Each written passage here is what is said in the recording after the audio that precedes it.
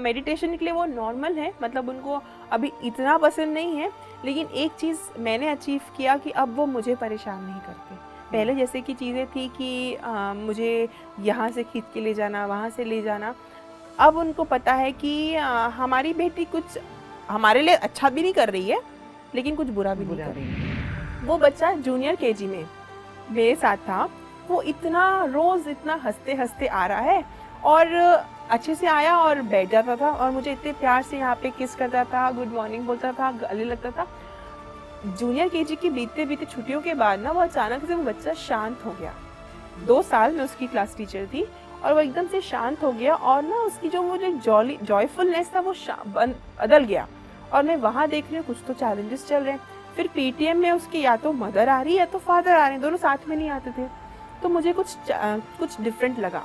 फिर later on मैंने discover किया कि उसके पेरेंट्स का सेपरेशन हो गया है। तो वो सेपरेशन में भी वो बच्चे को बहुत अफेक्ट हुआ, उसका पूरा बचपन चला गया। क्योंकि वंस हमारी लाइफ में एक बच्चा आ चुका है तो हम उस बच्चे के लिए रिस्पॉन्सिबिलिटी है। और एक बच्चा 20 ईयर प्रोजेक्ट रहता है, हम ऐसे किसी भी जीव को नहीं ला सकते।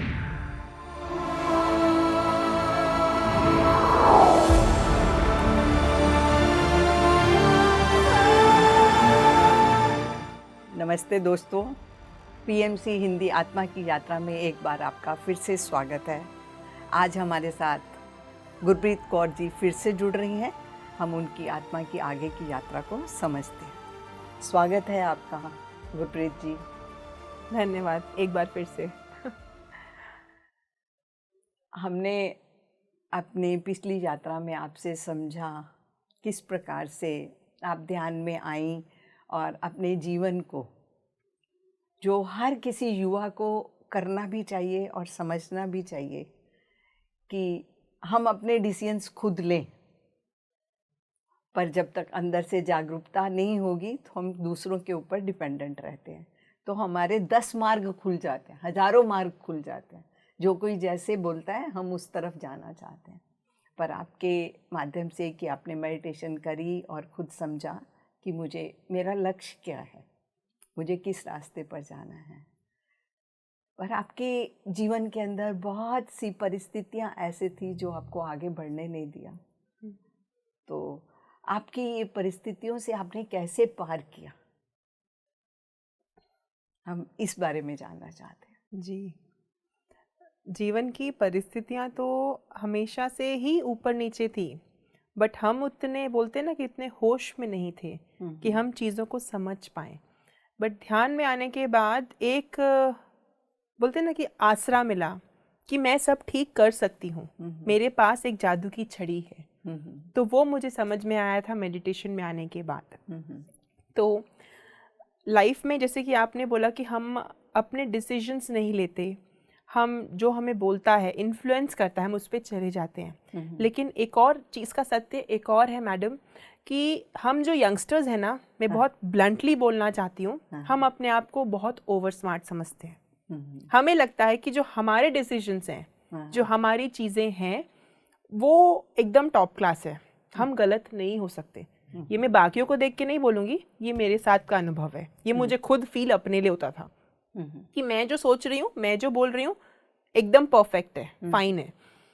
लेकिन मेडिटेशन में आने के बाद मुझे अपनी रियल चीज़ों को समझ में आई कि कहाँ कहाँ मुझे काम करने की ज़रूरत है। तो हमें लगता है कि हम मल्टीपल फ्रेंडशिप्स कर रहे हैं, हम कोई भी करियर चूज़ कर रहे हैं और हम उसको छोड़ रहे हैं, जॉब कर रहे हैं फिर छोड़ रहे हैं, नेचुरल है, हमें कूल बनना है। लेकिन डीप डाउन ना हमारे अंदर एक बहुत ही बड़ा डिप्रेशन रहता है। हमें बहुत सारी चीज़ों को प्रूव करना रहता है कि मुझे अपना इंडिविजुअलिटी प्रूव करना है, लोगों को बताना है कि मैं बहुत सक्सेसफुल हूँ। और उस सब के द्वंद्व के बीच में ना हम जो रियल में चाहते हैं, हमारा जीवन का उद्देश्य क्या है, हमें करना क्या पसंद है, हमें किस चीज़ में बहुत मज़ा आता है, खुशी मिलती है, लाइफ का पर्पस क्या है, हम उसी को डिस्कवर नहीं कर पाते हैं। फिर कुछ 40 साल में पहुंचते हैं, फिर रिग्रेट करते हैं कि अरे यार काश मैं वो डांसिंग का करियर चूज कर लेता, काश मैं इंटीरियर्स कर लेता, एमबीए नहीं करता। तो ये सब चीज़ें मेरे साथ भी थी। बट मेरा लक इतना अच्छा था कि मैं मेडिटेशन में आने से पहले मैं बच्चों से टकरा गई, हाँ, हाँ, मेडिटेशन में आने के बाद मुझे क्लैरिटी समझ में आई कि मुझे अब बच्चों के साथ आगे क्या बढ़ना है। बढ़ना। स्टेप बाय स्टेप पूरा कॉन्फिडेंस आता गया कि मुझे कैसे काम करना है, मेरा जीवन का उद्देश्य क्या है। इसमें बहुत सारी ये भी है कि पैसे कम मिलेंगे। हम लोग को जब माइंड चलता है ना कि अरे इस करियर में पैसे कम है, इस करियर में पैसे ज़्यादा हैं, तो वो माइंड के चलते भी ना हमारे बहुत सारे चैलेंजेस होते हैं। लेकिन जब हमें अपने जीवन का उद्देश्य क्लियर रहता है ना, तब पर्वत भी हमें नहीं हिला सकता। ऐसी चीज़ें हमारी कॉन्फिडेंस रहती हैं। और ये सब आपको ध्यान के माध्यम से ही समझ आई, मिली। वही बेसिक है, वही बेसिक है मेडिटेशन की वजह से। और मैं इसमें एक चीज़ और ऐड करना चाहूँगी, रियल गाइडेंस। मेडिटेशन तो हम करते हैं, लेकिन एक मेंटोर, एक रियल गाइड की भी बहुत ज़रूरत होती है कि हम मेडिटेशन के दौरान हम राइट डायरेक्शन में जा रहे। इनिशियली हमें ज़रूरत पड़ती है, बाद में जब हम जैसे कि हम मास्टर हमने पूरी कर ली, हम एक मास्टर बन गए, तो अब हम इंडिविजुअल अपने रिस्पॉन्सिबिलिटी के ऊपर सारे काम करेंगे।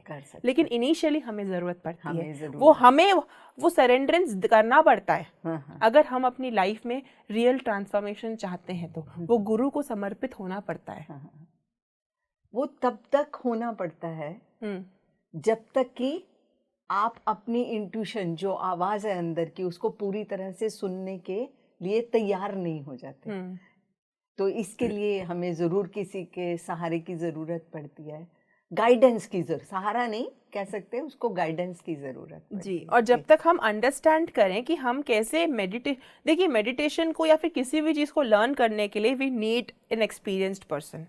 भले हम अपनी इंजीनियरिंग बोल लें, भले हम कोई भी क्रिएटिव पार्ट बोल लें, भले अब एक सिंपल सा मैकेनिक को भी मैकेनिकगिरी सीखने के लिए पहले किसी के अंडर सीखना पड़ता है। तो वही चीज़ है, हमें मेडिटेशन के लिए भी हमें एक एक्सपीरियंस पर्सन जो अपनी लाइफ में मेडिटेशन को कैसे कैसे करके वो आगे बढ़े हैं और वो हमें गाइड करते हैं। और मैं तो बोलूँगी कि ये एक बहुत ही बड़े फॉर्च्यून की बात होती है कि हमें मास्टर मिलता है।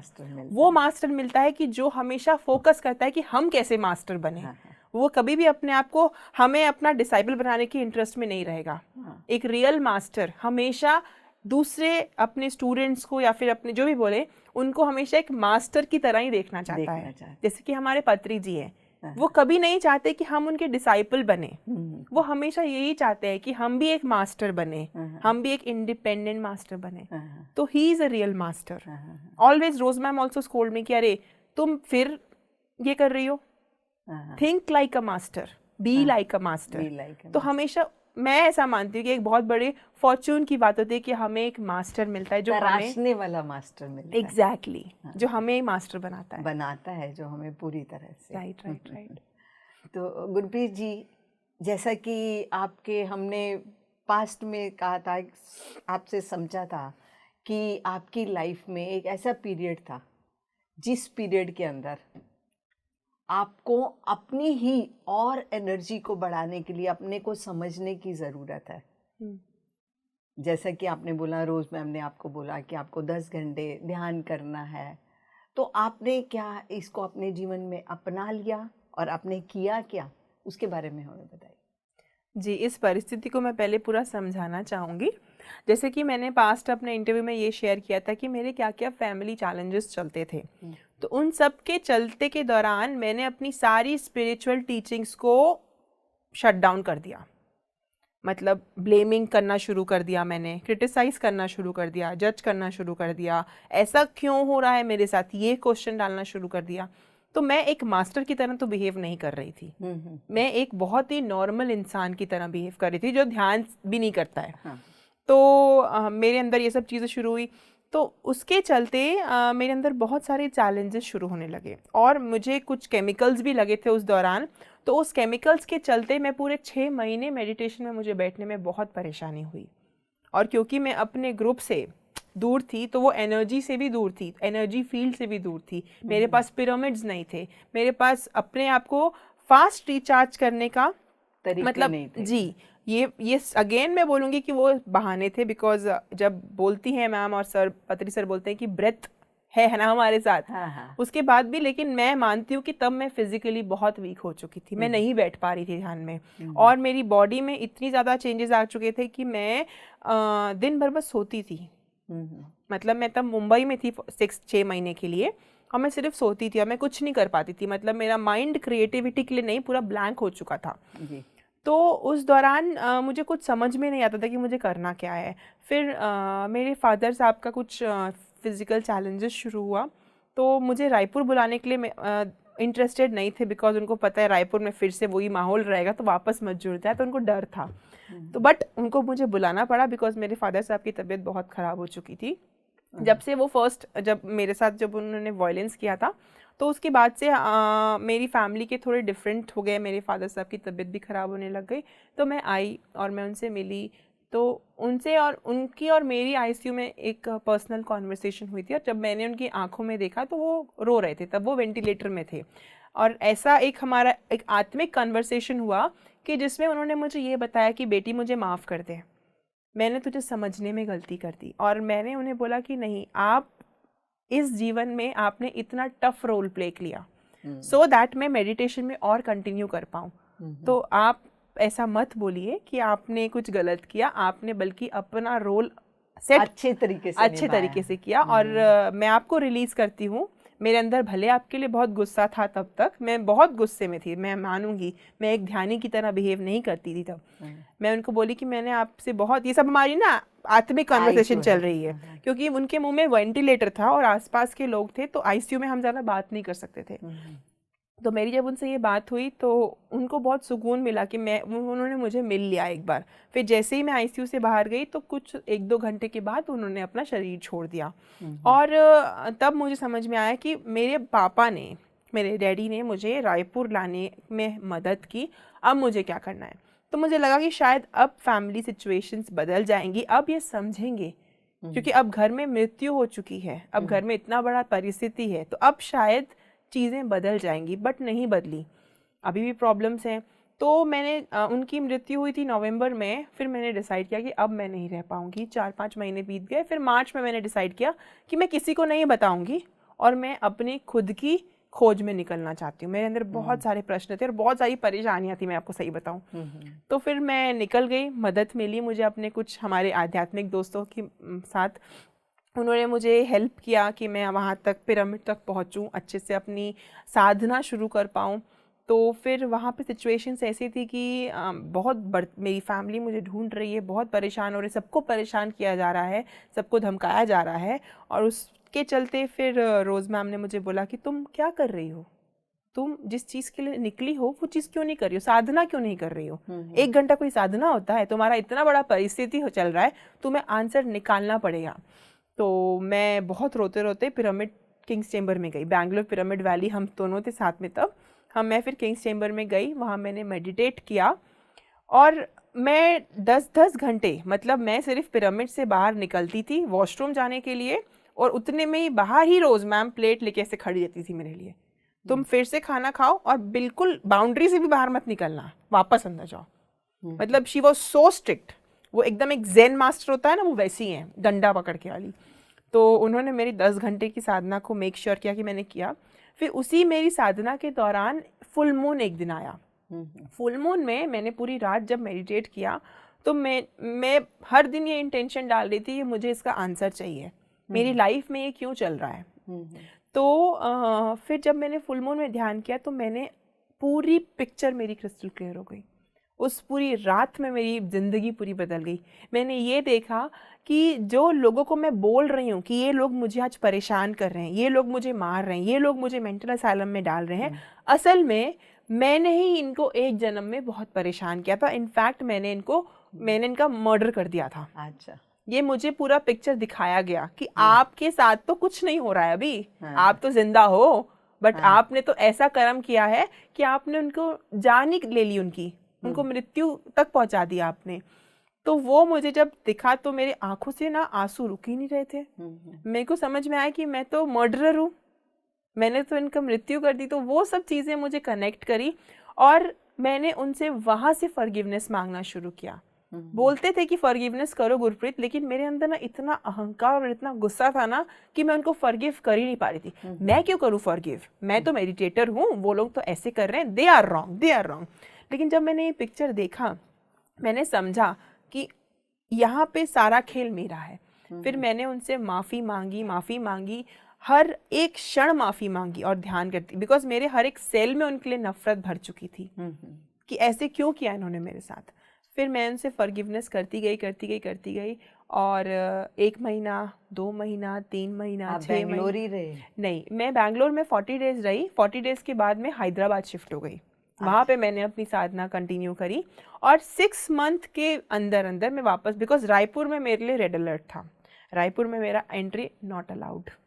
बट मैंने फॉरगिवनेस करती गई, उनसे माफ़ी मांगती गई, धीरे धीरे फ़ोन में बातें होने लगी, फिर मैं उनसे डिस्कशंस होने लगे, फिर धीरे धीरे मेरा फैमिली सिचुएशंस नॉर्मल हो गया, क्योंकि अब मैंने पूरी चीज़ों को समझ लिया।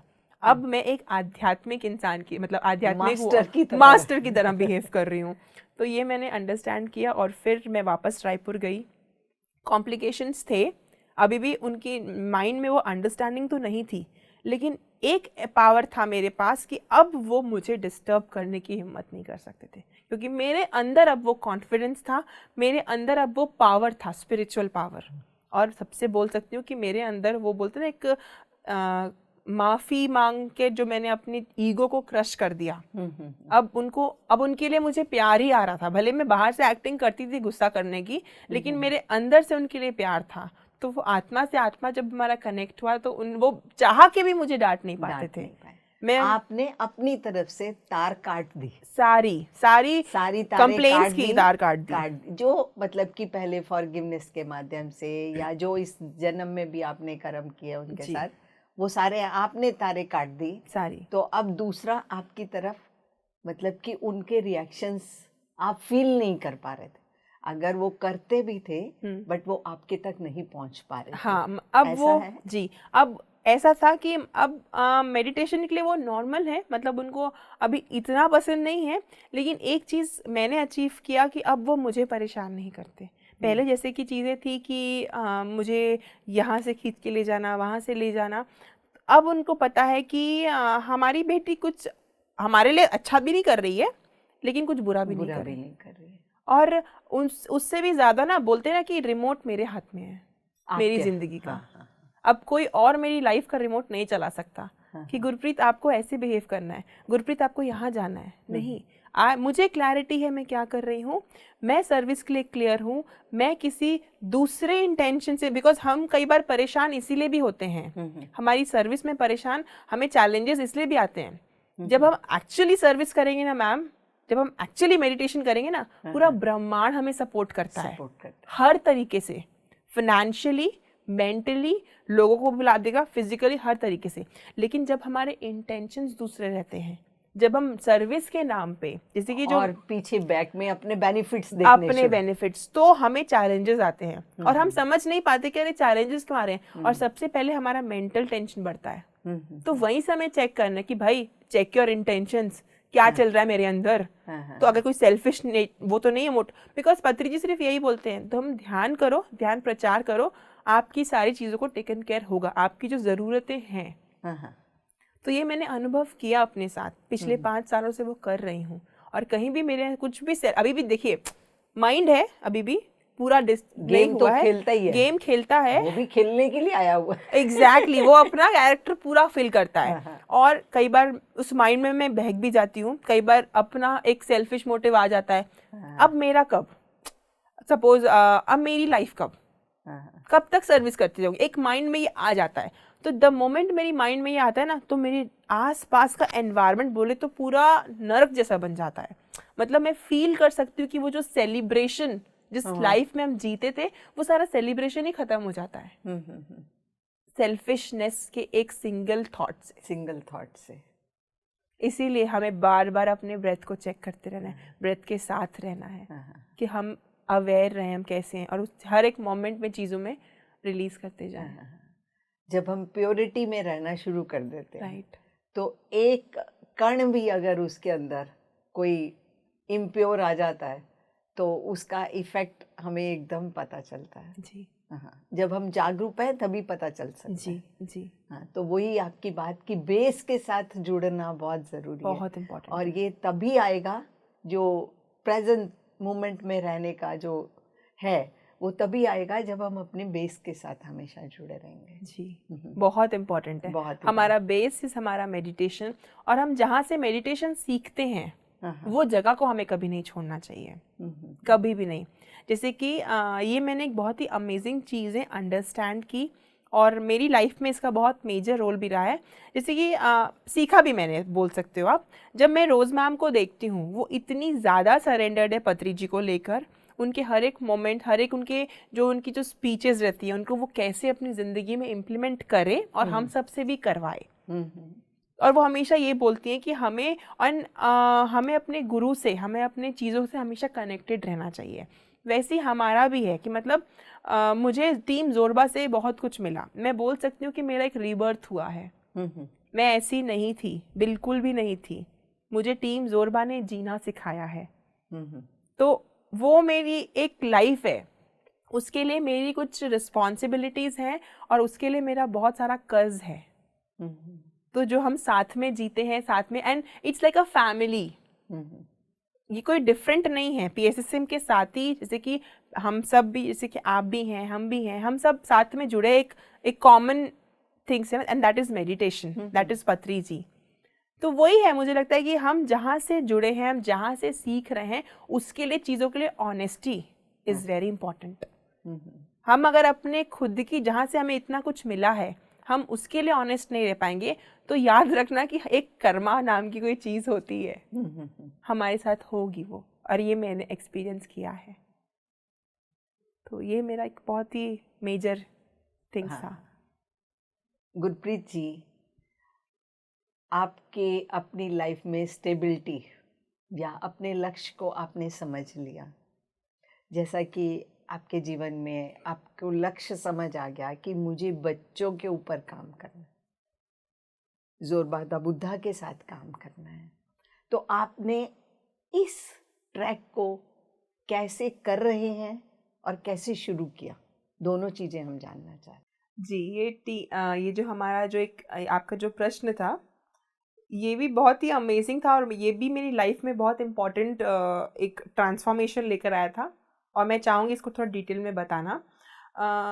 जब मैं अपने टीनेज में थी, एंड मुझे ऐसा लगता है कि ऐसे बहुत सारे हमारे जो दोस्त रहते हैं जो अपनी अपनी टीनेज जो क्रॉस करते हैं, हमारे साथ ना एक बहुत ही अलग सा एक सिचुएशन चलता है, जिसमें हमें लगता है कि हमें सोसाइटी को प्लीज़ करना है, और हमारे हार्मोनल चेंजेस भी रहते हैं। तो हमारा एक ऑपोजिट जेंडर के प्रति हमारे अट्रैक्शंस भी रहते हैं, और उस अट्रैक्शंस को हम कैसे मैनेज करें, हमें वो भी समझ में नहीं आता है। उसके चलते एक अलग फ्रस्ट्रेशन रहता है। तो ऐसे बहुत सारे फ्रस्ट्रेशंस हमें डील करने पड़ते हैं, और इसी सेम फ्रस्ट्रेशन से मैं भी गुजर रही थी कि मुझे मेरी फ्रेंड्स के सामने, फ्रेंड्स के अमंग्स, मुझे एकदम कूल बनना है, लेकिन मैं कूल बन नहीं पा रही थी। वो अलग परेशानी, मुझे बात क्या करना चाहिए, मैं बात नहीं कर पा रही थी, बट एक वो प्रेशर था मेरे अंदर। तो इसके चलते जब मेडिटेशन मेरी ज़िंदगी में जब आया, मेडिटेशन ने मुझे रियल लाइफ सिखाई कि हमें एक्चुअली में, जब एक रियल इंसान होता है ना, उसको किसी को प्रूफ करने की ज़रूरत नहीं होती है। जो एक बुद्धा रहता है ना, बुद्धा को अपनी एनर्जी या अपना पीस किसी को प्रूफ करने की जरूरत, वो फील होता है। अगर मैं हैप्पी हूँ, मतलब ऐसा मैं क्यों डिस्क्राइब कर रही हूँ, बिकॉज बिफोर मेडिटेशन ज़बरदस्ती के हमें जोक्स क्रैक करने पड़ते थे अटेंशन सीकिंग के लिए। हमारे ग्रुप में कोई हमें रिकॉग्नाइज करे, खुशी दिखाने के लिए, दिखावटी खुशी, जो खुशी नहीं रहती थी, डीप डाउन वो पूरा खोखला रहता था चीज़ें।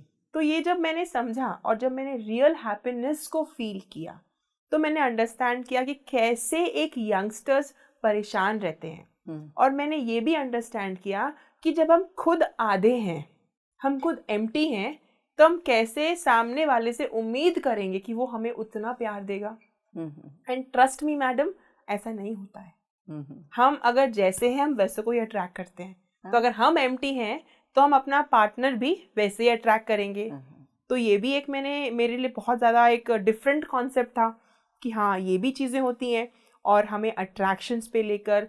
तो ये सब चीज़ें जब मैं लर्न करते करते जब मैं आगे बढ़ी, तो मैंने अपने लाइफ पर्पस को डिस्कवर किया कि मेरा लाइफ पर्पस क्या है। टू बी विथ किड्स, बच्चों के साथ बस रहना।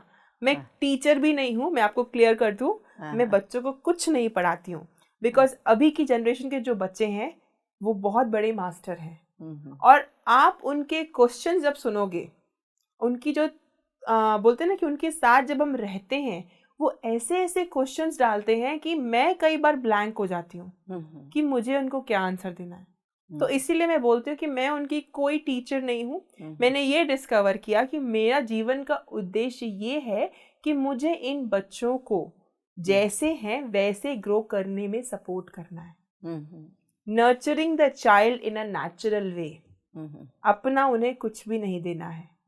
वो एक खुद डिजाइंड इंडिविजुअल है, उनको उस इंडिविजुअलिटी में ग्रो करने का वैसा एनवायरनमेंट देना। बहुत अच्छा बात। तो ये मैंने डिस्कवर किया एंड ये अंडरस्टैंड किया कि क्योंकि हम कहीं ना कहीं अपने पेरेंट्स की तरह बने हुए हैं, नेबर्स की तरह बने हुए हैं, समाज की तरह। एक रियल गुरप्रीत अभी जाके डिस्कवर हुई है इतने सालों के बाद, वो भी अभी भी हो रही है। तो ये वो तो अंत तक होते रहेंगे। बट इन बच्चों के साथ ऐसा नहीं है। इन बच्चों को हमें ऐसी परिस्थिति, ऐसा एनवायरनमेंट देना है। ये मैंने डिस्कवर किया। उसके बाद साइमल्टेनियसली मैंने ये भी अंडरस्टैंड किया कि एक हम जो टीनेजर्स होते हैं, हम अट्रैक्शंस फेस करते हैं और हम उसको सपोर्ट करते हैं। हम मल्टीपल रिलेशनशिप्स में आते हैं, फिर हम दुखी हो जाते हैं ब्रेकअप से, फिर हम कुछ ना कुछ अलग विचार सोचते हैं कि हम ये कर लेते। तो इन सब के द्वंद के बीच में हमारा करियर पूरा जीरो हो जाता है। अच्छा। हमारा फोकस ही नहीं जाता कि हमारा करियर भी नामक कोई चीज होती है। कैरियर या लक्ष्य दोनों अलग अलग चीजें है ना। आप अभी कैरियर की बात कर रही हैं। हाँ, मैं अभी करियर की बात कर रही हूँ, क्योंकि हमारे लिए मेजर वही रहता है कि हम अपने करियर पे फोकस करें।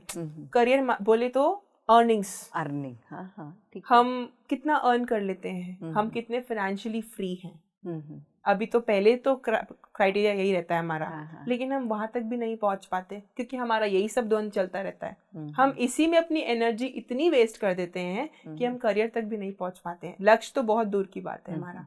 तो जो हम वो सब कन्फ्यूजन जो रहता है हमारा, तो उस चक्कर में हम अपने कैरियर को फोकस नहीं कर पाते हैं, हमारी अर्निंग पार्ट पे फोकस नहीं कर पाते, और वो सब द्वंद के बीच में ना हम एक फेलियर की तरफ जाते हैं।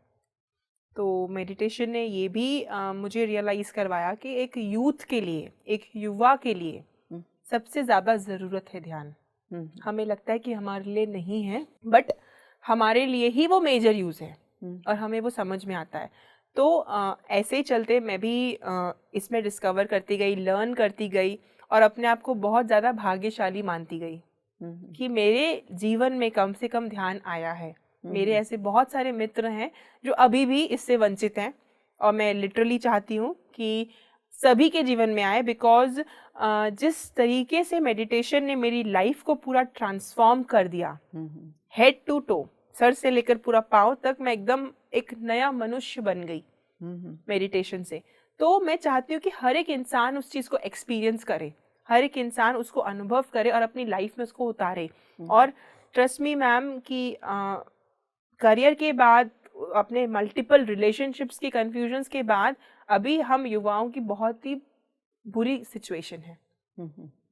हम बहुत परेशान हैं, हम मानना नहीं चाहते, और जो लोग मान रहे हैं उनके पास रास्ता नहीं है। तो मैं तो सिर्फ इतना ही बोलना चाहूँगी, अगर हमें यहाँ पे मुझे कोई सुन रहा है जिनको नहीं समझ में आ रहा कि लाइफ में उनकी लाइफ किस ट्रैक में जा रही है, उनकी लाइफ को कैसे वो मैनेज करें, कैसे कहाँ पर क्या करें, बिकॉज एक फेज ऐसा भी आया था मेरी लाइफ में जहाँ पे मैं कम्प्लीटली ब्लैंक थी। मतलब मुझे क्या कंफ्यूजन है लाइफ में, मुझे वो भी नहीं पता था। तो किसी भी प्रकार का चैलेंज हो, हेल्थ से लेकर, मेंटल से लेकर, रिलेशनशिप से लेकर, कुछ भी हो, बस कॉन्टैक्ट अस। हमें मेडिटेशन सीखिए आप हमसे, और अंडरस्टैंड कर सकते हैं कि मेडिटेशन से सब चीज़ें डिफरेंट हो सकती हैं, कंप्लीटली चेंज हो सकती हैं। ये मेरे साथ भी हुआ। तो ये जब मैं करते गई, उसके बाद जब मैंने चीज़ों को और अच्छे से अंडरस्टैंड किया, अपने लक्ष्य की तरफ जब मैं बढ़ी, जब मुझे समझ में आया कि मुझे बच्चों के साथ काम करना है, तो हम एक ट्रिप में गए थे।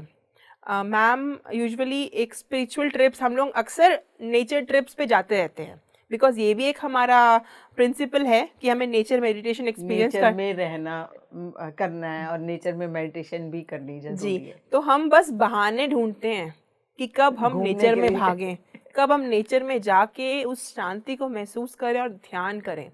तो इसी दौरान हम एक नेचर ट्रिप में थे और वहाँ पे हम बच्चों की मेडिटेशन सेशंस तो लेते ही थे, लेकिन उतनी ज़रूरत से उनके लिए पूरा एजुकेशन में काम करना हमें वो अभी मतलब मुझे इतना अभी वो नहीं आया था।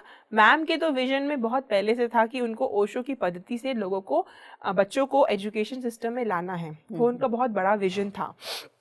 तो जब हम उस नेचर ट्रिप में गए तो हमें बहुत अच्छे से एक क्लैरिटी आया, बहुत अच्छे अच्छे आइडियाज़ आए और वहाँ पे हमने अपनी अकेडमी का नाम फाइनल किया, Zorba the Buddha Crystal Child Care Academy. Nurturing the child in a natural way, जो मैंने आपको पहले भी बताया, बच्चों के नेचुरल डेवलपमेंट पे हमारा फोकस है। यहाँ पे कोई भी मिलावट नहीं है कि बच्चे आप बैठना सीख जाओ, आप उठना सीख जाओ। हमारा सिर्फ एक क्राइटेरिया रहता है कि हम बच्चे को हर एक चीज़ दें, हम उनको ध्यान से जोड़ें और उससे लेकर फिर वहाँ से हमारा एक बोलते हैं एक बड़ा विजन शुरू हुआ। बिकॉज बड़ों को हमने उन पर काम करके देख लिया, उनमें बहुत ज़्यादा एनर्जी लगती है। बड़ों में जब सिखाने में ज्यादा एनर्जी, उनका जो थॉट प्रोसेस है इतना ज्यादा टाइट हो जाता है ना कि उसको क्रश करने में अपने टाइम से वो ले लेते हैं। लेकिन बच्चे इतने इनोसेंट हैं, जब हम बोलते हैं कि ये हमारे कंट्री का फ्यूचर है तो हमें इस फ्यूचर से वर्क करना चाहिए। तो वहाँ से हम साथ में फिर मैम की जो डॉटर थी, मैम ने उस पर पूरा वो इम्प्लीमेंट किया जो हम अपनी अकेडमी में पूरा करिकुलम की तरह डिज़ाइन किए हैं। शुभांगी पे हर एक चीज़ इम्प्लीमेंट हुई है।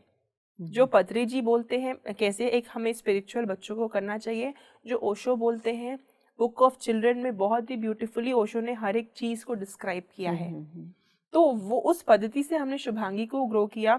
और उसमें एक चीज़ बहुत अमेजिंग थी जो मैम इम्प्लीमेंट करती थी, मैं आप लोगों के साथ शेयर करना चाहती हूँ। उसमें ना मैम कभी भी इमोशनली जब भी डिस्टर्ब होती थी ना, कभी भी परेशान होती थी ना, तो वो शुभांगी के आसपास भी नहीं आती थी। तो वहाँ पे वो शुभांगी को या तो मुझे देगी या तो जो भी अवेलेबल है हैप्पी सिचुएशन में वो उनको देंगी, क्योंकि उनका मानना था कि मैं अपने बच्चे को कचरा नहीं दूंगी। भले वो अपनी चीजों को ग्रैब करे लेकिन मैं अपना कचरा उसे नहीं दूंगी। तो she is so aware mother. हर एक चीज को उन्होंने बहुत ब्यूटीफुली किया और वही पद्धति से जब हम अभी अपनी एकेडमी में बच्चों को हम डील कर रहे हैं तो हमें बहुत अमेजिंग रिजल्ट मिल रहे हैं। शुभांगी का भी बहुत ही अमेजिंग रिजल्ट था और वो तो हम सब देख ही रहे हैं, हम सब शुभांगी को एक्सपीरियंस कर ही रहे हैं। तो उसके चलते उसकी पद्धति से फिर हमने जब और हमारी एकेडमी के बच्चों को जब हमने ग्रो करना शुरू किया तो हमें बहुत अमेजिंग रिजल्ट्स मिले। बहुत मतलब एक बच्चा तो ऐसा था कि वो बच्चा बहुत गुस्सेल, बहुत मतलब एक्सट्रीम लेवल गुस्सेल, और वो बच्चे की उम्र सिर्फ 2 साल थी। हम सोच भी नहीं सकते कि 2 साल के बच्चे के अंदर ये फ्रस्ट्रेशन आता कहाँ से है। लेकिन ये तो हमें, क्योंकि हम स्पिरिचुअल हैं तो हम मानते हैं कि बच्चों का जो अभी का जो गुस्सा है वो कहीं ना कहीं फैमिली का फ्रस्ट्रेशन और जो वो आसपास देख रहे हैं पेरेंटल फ्रस्ट्रेशन, तो वो सब वो ग्रास्प करता था। तो वो जब हमारी एकेडमी में जब वो बच्चा आता था तो उसके हाथ में जो उसको दिखता था वो हमें फेंक के उसको मारता था। नो मैटर वो कांच का हो, नो मैटर वो हमें कितनी जोर से लग जाएगी, और वो लिटरली गुस्से में मारता था। और आज वही बच्चा है, 3 साल के बाद वो बच्चा हमें बोलता है कि आई लव यू। 3 साल लग गए उसको उस परिस्थिति से बाहर। 3 साल में परिस्थिति, वो बच्चा 3 साल का हो गया। हाँ, और उसके बाद अभी 4 साल भी हो गए हैं, तो वो 4 साल का भी हो गया और वो बच्चा बहुत ही अमेजिंगली खुशी खुशी अब वो खुद अपनी पढ़ाई सीख रहा है। तो हमारी एकेडमी का मेजर फोकस ये नहीं है कि हम बच्चों को पढ़ना सिखाएं। हमारी एकेडमी का मेजर पोर्शन ये है कि हम बच्चों के अंदर वो बेस डेवलप कर दें। बेस क्या कि आप अपने, जैसे कि मैं अपने इमोशनल ट्रॉमास में इतनी गुजरी हुई थी, ऊपर नीचे थी, कि मुझे समझ में नहीं आता कि इसको डील कैसे करना है। तो कोई भी करिकुलम इस पूरे हिंदुस्तान का कोई भी करिकुलम ये नहीं बताता है कि हमें जब गुस्सा आए तो हमें क्या करना चाहिए, जब हम लाइफ में डिफीट्स को फेस कर रहे हैं, जब हम गिर रहे हैं, परेशानी हो रही, फेलियर्स को देख रहे हैं, तो क्या करना चाहिए। तो अगर ये बच्चे अभी से ही स्पिरिचुअल जो हमारे सारे कॉन्सेप्ट्स हैं जो बड़े लोग अभी सीख रहे हैं वो इन बच्चों को और आप बिलीव नहीं करेंगे, बच्चे बहुत अच्छे से सीखते हैं और हम उनको बिठा के नहीं सिखाते हैं, बहुत ही फन वे में with lots of stories, dancing, music और भी बहुत सारी चीज़ें हैं, तो उससे हम सिखाते हैं। तो और ये पूरा एक रोज़ मैम ने इसका बहुत ही अमेजिंगली करिकुलम डिज़ाइन कर रही हैं वो, उसका इम्प्लीमेंटेशन पार्ट वो हम मतलब मैं करती हूँ और हमारे और भी बहुत सारे फैकल्टी मेंबर्स हैं, तो हम लोग अपने उस पे कर रहे हैं। तो यस, हमारी एकेडमी का बहुत अच्छा रिजल्ट आ रहा है और बोल सकते हैं कि अगर राइट एज है किसी की मेडिटेशन करने की तो वो बच्चों की है, राइट फ्रॉम चाइल्डहुड। और बच्चों को अगर हम सपोर्ट कर सकते हैं, बिकॉज अभी के जो बच्चे हैं वो बहुत इंटेलिजेंट हैं, हाँ, उनको समझने के लिए हमें उतनी ऊर्जा होनी चाहिए। उनको समझने के लिए पेरेंट्स को मेडिटेशन करना बहुत इम्पोर्टेंट है। तो ऐसे बहुत सारे अमेजिंग एक्सपीरियंसेस हैं बच्चों के साथ, और बोल सकते हो कि हमारा हर एक दिन उनके लिए कुछ ना कुछ ऐसे कुछ वो बोलते हैं या फिर कुछ करते हैं कि हमें लगता है कि अरे क्या अद्भुत चीज कर रहे हैं ये। तो ऐसा कुछ हमारा अनुभव है। तो आप जैसे बच्चों के साथ डील कर रहे हैं और बच्चे आते हैं, तो आपको क्या कभी इसका इफेक्ट उनके पेरेंट्स भी लगते हैं, जो उनका बिहेवियर होता है? तो आपने कभी उनके पेरेंट्स को भी कंसल्ट किया है क्या इस जब बच्चों को आप ध्यान में करते हैं या एक्टिविटीज़ करवा रहे हैं? क्योंकि कहीं ना कहीं बैक स्टोरी में पेरेंट्स या परिवार ज़रूर होता है, क्योंकि समाज में जब भी बिल्ट हो रहा है तो पहले फैमिली से शुरू होता है, फिर टीचर्स आ गए, समाज आ गई। तो आपने टीचर्स का रोल संभाल लिया, समाज में जाने से पहले उनको खड़ा कर दिया। तो क्या जो उनका बैक उनके पेरेंट्स हैं, क्या कभी आपने उनके साथ भी डील किया? यस, पेरेंट्स के साथ ही एक्चुअली मेजर डीलिंग्स होती है हमारी, बिकॉज अगर एक बार वो पेरेंट्स समझ गए तो वो अपने बच्चे को ये नहीं बोलेगा कि मेरा बच्चा डिप्रेशन में है। क्योंकि 5 साल का बच्चा, अभी के बच्चे इतने अमेजिंग हैं कि वो उनको ना, कई बच्चे ऐसे होते हैं कि जो नॉर्मल बात नहीं करते, उनको लगता है कि मेरे बच्चे का कुछ तो भी डिसऑर्डर है। और आजकल के पेरेंट्स इतने ज़्यादा एजुकेटेड हो गए हैं कि वो हर एक छोटी बात के लिए एक्सपर्ट्स के पास ले जाते हैं। आपके बच्चे की कनेक्टिविटी आपसे होनी चाहिए, आपको अंडरस्टैंड होना चाहिए कि आपके बच्चा कितना ज़्यादा आपसे कनेक्ट है और बच्चा क्यों, क्या, किस लिए कर रहा है, उसको क्या चाहिए। एग्जैक्टली जैसे कि मेरी कनेक्टिविटी मेरे पेरेंट्स से नहीं थी, उनको समझ में ही नहीं आता था कि मुझे क्या चाहिए, मैं क्यों परेशान हूँ और मैं क्यों किसी को डिस्टर्ब कर रही हूँ। वो कनेक्टिविटी यहाँ पे हम चाहते हैं कि वो अपने पेरेंट्स, तो हम पेरेंट्स की क्लासेस पहले लेते हैं। अच्छा, बच्चे तो इट्स लाइक बोनस, बच्चे तो सिर्फ मजे के लिए हैं। बच्चे को हमारा मेजर, बिकॉज बच्चे अपनी जगह में एकदम परफेक्ट है, उनको कुछ नहीं सिखाना है, वो एकदम परफेक्ट है। सिखाना है, अंडरस्टैंड करना है, तो वो पेरेंट्स को करते हैं। और हमारी एकेडमी का ये मेजर पार्ट है। हम बच्चों को तो कर ही रहे हैं, वी वांट कि हमारे साथ साथ वो पेरेंट्स भी ग्रो करें, वो समझें कि उनके बच्चे के साथ वो जहाँ हैं, जरूरी नहीं कि अगर आपका बच्चा एकेडमी में आ रहा है तो सीखेगा, आप उसके साथ घर में भी, हम उनको सारी टेक्निक्स प्रोवाइड करते हैं। घर में ऐसा करिए, वैसा करिए, अंडरस्टैंड करिए। आप भले वर्ल्ड के किसी भी कोने में ट्रैवल करिए, आप हमारे साथ कंटिन्यू भी सपोज ऑफलाइन या ऑनलाइन नहीं कर पा रहे हैं, तो जहाँ पे भी हैं एटलीस्ट आप ये कुछ टेक्निक्स उसको इम्प्लीमेंट करिए। तो हम ये बताते हैं उनको, और बहुत सारे पेरेंट्स करते भी हैं, उनको अपने बच्चों में ट्रांसफॉर्मेशंस भी दिख रहे हैं, क्योंकि कुछ ऑनलाइन पेरेंट्स भी हैं, तो वो शेयर करते रहते हैं हमारे साथ। तो यस, हमारा मेजर पार्ट है कि हम पेरेंट्स पे डील करें। बच्चे अपनी जगह एकदम परफेक्ट है, उनमें कुछ छेड़ने की जरूरत नहीं है। जी। तो ये जो आपकी एकेडमी चल रही है, आप कह रहे हैं कि और भी बहुत एक्सपीरियंसेस हैं, हम और सुनना चाहेंगे ताकि हमारे दर्शक समझ सकें कि बच्चों के साथ साथ पेरेंट्स और पेरेंट्स के साथ साथ बच्चों, दोनों पे साइड बाय साइड काम करना चाहिए और क्या क्या बेनिफिट्स उनको होते हैं। तो आप अपने हमें थोड़े से और कुछ एक्सपीरियंसेस शेयर करें इस बारे में। जब मैं खुद बच्ची थी, मैं आपको ये क्यों बोलना चाह रही हूँ बार बार बच्चों पे, देखिए रोज़ मैम का अपना, उनका एक, she is the founder of this academy, तो उनका एक अपना वास्ट एक्सपीरियंस है। बट जब बात आती है मेरे पे, तो जब मैं बच्ची थी तो मेरे साथ बहुत सारे ट्रॉमास, बहुत सारे चैलेंजेस हुए थे, जो मेरे पेरेंट्स अनकॉन्शियस थे। उनकी भी गलती नहीं है, लेकिन उनकी ज़िंदगी में ध्यान नहीं था, तो और ये मेरा कहीं ना कहीं क्रिएशन था, ये मैं मानती हूँ। तो इसके चलते जो चीज़ें मेरे साथ नहीं हुई या फिर जो मैंने फेस किया, मैं चाहती हूँ कि वो मेरे पार्ट से चीज़ों को मिले, बच्चों को मिले, और उसी तरीके से हम पेरेंट्स को एक्सप्लेन करते हैं। तो वैसे ही एक बच्ची आई जब मैं स्कूल में पढ़ाती थी, वो बच्ची मेरे साथ किंडरगार्टन में मेरी स्टूडेंट थी, लेकिन अब वो बच्ची पहुंच चुकी थी क्लास 4th में।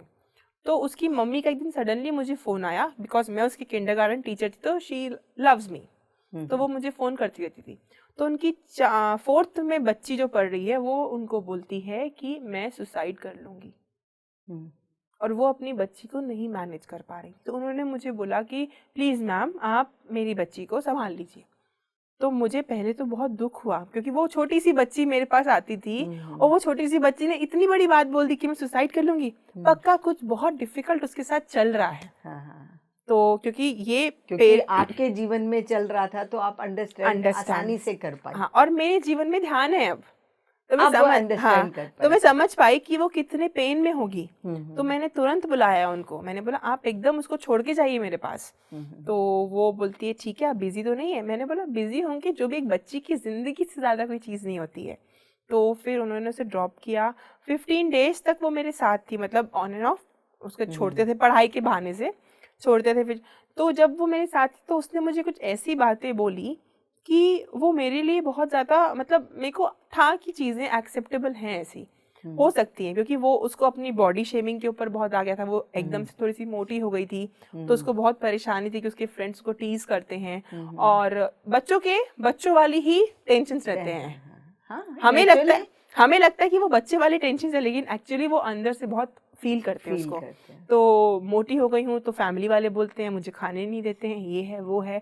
उसको अचानक से उसकी बॉडी में भी चेंज आया, तो उसको बहुत ज़्यादा खूबसूरत लगने का इंटरेस्ट आ गया। जो एक lack of connectivity amongst the parents रहती है ना, तो उसकी मम्मी समझ नहीं पाई। उनकी मम्मी को यही था कि वो अपनी जॉइंट फैमिली में सब कुछ खुश कर ले, बट इंटरनली उनकी बच्ची पूरी वीक हो गई थी। तो उसके चलते अटेंशन सीख करने के लिए वो बोलती है कि मैं सुसाइड कर लूंगी। टेक्निकली उसको पता भी नहीं कि सुसाइड का मीनिंग क्या होता है, but just to gain mother's attention, लोगों का अटेंशन, कि कोई मुझे प्यार करे। तो वो सब चीजें, तो मैंने बिठा के उनकी मम्मा को बताया कि आप देखिए आपकी बेटी ऐसा। और फिर मैंने उस बच्ची को भी काउंसिल अलग किया, मेडिटेट करवाया। तो ये कुछ चीजें चली हमारी, और उसकी मम्मी को मैंने रिक्वेस्ट किया कि now it is high time, आपको मेडिटेशन सीखना ही पड़ेगा, क्योंकि बिना मेडिटेशन आप अपने बच्चे को नहीं संभाल पाएंगे, समझ ही नहीं पाएंगे। आप लोग अलग ही अपना कुछ ना कुछ बोलते रहेंगे, आपको लगेगा कि बच्ची आपकी पागल है, फिर कुछ आप उसको केमिकल्स खिला देंगे, फिर किसी एक्सपर्ट के पास ले जाएंगे, फिर वो ऐसे बड़ी हो जाएगी, फिर उसका अलग कुछ सिचुएशंस रहेंगे। तो इसके बेस में काम करना ज़रूरी है। बट होते हैं कुछ पेरेंट्स जो नहीं समझ पाते हैं, लेकिन आई होप इस वीडियो के थ्रू अगर कोई पेरेंट्स सुन रहा है, तो आपके बच्चों में कोई कमी नहीं है, आपके बच्चों में कोई गलती नहीं है, आपके बच्चे बहुत खूबसूरत हैं। अगर हम उनसे चैलेंज फेस कर रहे हैं, तो प्रॉब्लम हम में है और हमें ध्यान करने की ज़रूरत है। तो बस अगर हम जितना जल्दी इसको मान लें, अपने ईगो को साइड करके, अगर एक अच्छे रिलेशनशिप को हम उम्मीद करते हैं कि हमारा भी अच्छा रिलेशनशिप हो हमारे बच्चों के साथ। आजकल बच्चा कुछ डिस्कस नहीं करता हमारे साथ, चुप हो गया है, शांत हो गया है। तो ये सब चीज़ें एकदम से नहीं होती हैं। ये सब चीज़ें स्टेप बाय स्टेप, हमारी कनेक्टिविटी ब्रेक हो रही है। 9 मंथ बच्चा वूम में रहता है, कनेक्टेड रहता है। मैं मदर नहीं हूँ, लेकिन मैंने वो कनेक्टिविटी उन बच्चों से फील की है, और मैंने वो डिसकनेक्टिविटी अपनी मॉम से फील की है, उसका पेन वहाँ से फील किया है। तो मैं समझ सकती हूँ कि कैसे हम डिसकनेक्ट होते जाते हैं, धीरे धीरे हम एकदम अकेले हो जाते हैं। तो वो सब चीज़ों को अंडरस्टैंड करना बहुत ज़रूरी है। और ये कोई मेडिटेशन सिर्फ आपके रिलैक्सेशन के लिए नहीं है, meditation is something beyond that. हमें बहुत चीज़ों को ठीक करना है, हमें बहुत कुछ अंडरस्टैंड करना है। तो जितना ज़्यादा मेडिटेशन, जितना जल्दी मेडिटेशन करेंगे, उतना अच्छा है। तो एक और भी फायदा है कि अगर पेरेंट्स मेडिटेशन करते हैं, मदर करती है, फादर करते हैं, मदर का इंटरेक्शन ज़्यादा होता है अब बच्चों के साथ जी, तो वो करती है, तो उसकी जो अपनी ऊर्जा है, क्या उसका भी बेनिफिट होता होगा ना बच्चों को? डेफिनेटली। जो खाना बनाती है अगर वो गुस्से में बनाएगी खाना अपने बच्चों के लिए तो वो गुस्से वाला वाइब्रेशन तो जाएगा ही। तो डेफिनेटली मदर का वो जो टच, वो जो लव हम फील कर सकते हैं, हाँ हाँ हाँ। वो एहसास में जो प्यार होता है माँ के, हम्म। वो तो नहीं होता ना। ध्यान में अगर रहेंगे तो कैसे डिफरेंस नहीं होगा, बहुत डिफरेंस होगा। एक मदर पूरे परिवार, बोलते ना लेडी पूरे परिवार को बदल सकती है, वही काम है बस। तो मदर ही नहीं, फादर की भी इक्वली इम्पोर्टेंट है, लेकिन कम से कम कुछ नहीं से कुछ होना भला। मेरे हस्बैंड भी आएंगे साथ ध्यान करेंगे तो दैट इज, आप एटलीस्ट शुरू करिए, कोई भी एक शुरू करे। और उस शुरुआत में अगर मदर करती है तो बहुत अच्छा है, नहीं तो दोनों में से कोई भी शुरुआत करे। जी। और बच्चों के साथ आसपास बैठकर या उनसे खेल खेल के भी अपनी ऊर्जा को हम ट्रांसफर कर सकते हैं। इसका एक पूरा डिफरेंट ही कॉन्सेप्ट है मैम। बच्चों का एक बहुत वास्ट सब्जेक्ट है। हमें लगता है कि सिर्फ बच्चे ही तो हैं, लेकिन ये उनका बेस है। ये बिगड़ गया ना उनकी जिंदगी पूरी, मतलब आई डोंट नो, मैं ज़्यादा कुछ बोलूँगी नहीं, बट वो बहुत चैलेंजिंग हो जाएगी। तो ये जो बच्चों का जो कॉन्सेप्ट और जो बच्चों का जो एरिया है ना, यही मेजर है। हमें कुछ बचाना है तो हमें बच्चों को अपने आप से बचाना है, अपने इन्फ्लुएंस से बचाना है। तो ये सब चीज़ें मैंने लर्न की रोज मैम से। उनको मैंने, क्योंकि मैं उन बच्चों की माँ तो नहीं हूँ बायोलॉजिकली, लेकिन जब वो बच्चे सुबह आते हैं मॉर्निंग क्लास में एंड वो मुझे जो हक करते थे, क्योंकि यूजुअली एक टीचर वहाँ बैठ जाओ, इट्स लाइक दैट। तो टीचर का सिर्फ मैं टीचर नहीं थी, क्योंकि अब मैं मेडिटेशन के बाद अब मैं उनसे कनेक्ट हो पा रही थी। I can feel. एक बच्चा के तो मैं आपको इतना अमेजिंग कुछ बताती हूँ। वो बच्चा जूनियर केजी में मेरे साथ था। वो रोज इतना हंसते हंसते आ रहा है और अच्छे से आया और बैठ जाता था और मुझे इतने प्यार से यहाँ पे किस करता था, गुड मॉर्निंग बोलता था, गले लगता था। जूनियर केजी की बीते बीते छुट्टियों के बाद ना वो अचानक से वो बच्चा शांत हो गया। 2 साल में उसकी क्लास टीचर थी और वो एकदम से शांत हो गया और ना उसकी जो वो जो जॉयफुलनेस था वो बदल गया। और मैं वहाँ देख रही हूँ कुछ तो चैलेंजेस चल रहे हैं। फिर पीटीएम में उसकी या तो मदर आ रही है या तो फादर आ रहे हैं, दोनों साथ में नहीं आते थे। तो मुझे कुछ डिफरेंट लगा। फिर लेटर ऑन मैंने डिस्कवर किया कि उसके पेरेंट्स का सेपरेशन हो गया है। तो वो सेपरेशन में भी वो बच्चे को बहुत अफेक्ट हुआ, उसका पूरा बचपन चला गया। मैंने बहुत रिक्वेस्ट की उनके पेरेंट्स को कि ठीक है आप लोग सेपरेट हो गए हैं, लेकिन एटलीस्ट मेडिटेशन लाइए अपनी जिंदगी में। क्योंकि वंस हमारे लाइफ में एक बच्चा आ चुका है तो हम उस बच्चे के रिस्पॉन्सिबिलिटी है। और एक बच्चा 20 ईयर प्रोजेक्ट रहता है, हम ऐसे किसी भी जीव को नहीं ला सकते। ये सब मुझे इतना ज्यादा परेशान कर देता है ना मैम, जब मैं ऐसे मतलब आई नो पेरेंट्स बहुत प्यार करते हैं अपने बच्चों से, लेकिन कई बार ऐसा होता है कि मैं कुछ केयरलेस पेरेंट्स को देखती हूँ ना, तो मुझे लगता है कि कितने सारे बच्चे इस धरती पे हमें बचाने हैं, उनको प्यार देना है, उनको राइट उनकी परवरिश करनी है। और मैं भी अपना खुद का कोई बच्चा लेकर आऊंगी तो क्या, अब जस्ट एक अहंकार को करने के लिए। तो मुझे जब कोई पूछता है ना कि तुम तो अपने बच्चे को बहुत अच्छे से करोगी, तो मैंने बोला starting with this kid only, यही है मेरे बच्चे फर्स्ट और यही है मेरे आखिरी बच्चे। मुझे किसी को ईगो सेटिस्फाई नहीं करना है कि दिस इज माय चाइल्ड। बहुत सारे बच्चे हैं इस धरती पे जिनको एक्चुअल पेरेंटिंग चाहिए, प्यार चाहिए उनको अपना। तो ऐसे करते करते बहुत सारे मेरी लाइफ में ट्रांसफॉर्मेशन आए। एक नेचुरल मदरहुड मेरे अंदर डेवलप हुआ। मतलब मैं बायोलॉजिकली तो मदर नहीं हूँ अभी किसी बच्चे की, लेकिन उन सब बच्चों को देखकर ही एक होता है, एक मातृत्व का प्यार अलग ही मेरा जाग जाता है।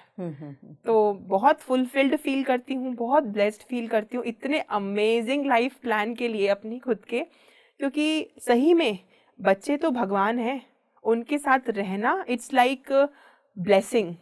और मुझे उन सारे मास्टर्स के साथ रहने का मौका मिल रहा है।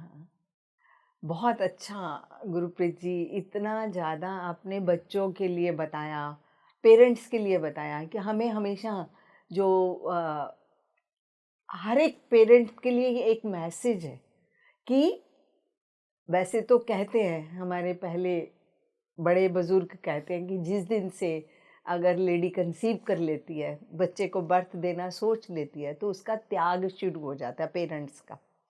तो ये त्याग हमें अपनी फुलफिलमेंट के लिए ना करके अपने समय का अपने बच्चों के लिए उपयोग करना चाहिए। आप इसी तरीके से समझा पा रहे हैं। तो हम सभी दर्शकों को ये कहेंगे कि आप सब इस और ज़रूर ध्यान दें, ताकि हमारी भावी जनरेशन जो है प्यार से पले और प्यार ही बांटे आगे से। और त्याग भी नहीं करना है, आप सिर्फ अपने आप को प्यार करिए। मदर फ्रस्ट्रेट होती है बिकॉज वो अपने बहुत सारी चीजों को दबाती है। आपको जो करना है, आप बच्चे के लिए कुछ त्याग मत करिए। आप अपने जीवन में अगर खुद खुश रहेंगे ना, तो नेचुरली आप वो बच्चे को भी खुश रखेंगे और वो बच्चा भी खुश रहेगा। वो अपनी मदर को ही हैप्पी देखकर, वो वाइब्रेशंस में रहकर वो हैप्पी हो जाएगा। बट क्योंकि पेरेंट्स इतना कॉम्प्रोमाइज करते हैं, इतना वो करते हैं कि मैंने तुम्हारे लिए इतना कुछ किया, तो फिर वो प्रेशर भी आता है। बट ये सब चीजें माइंड गेम है। गुरप्रीत जी, रायपुर में एक बहुत सुंदर पिरामिड भी बनाया है, हमें गोल्डन पिरामिड के नाम से हम जानते हैं उनको, उसके बारे में हमें कुछ बताइए।